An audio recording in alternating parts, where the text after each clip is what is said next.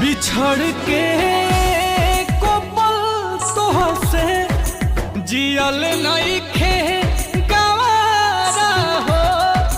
कह कैसे उमर भरला सनम करब गुजारा हो।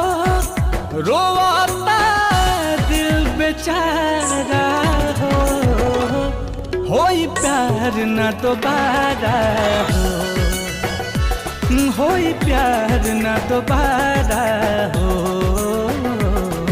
होई प्यार न दोबारा हो। होई प्यार न दोबारा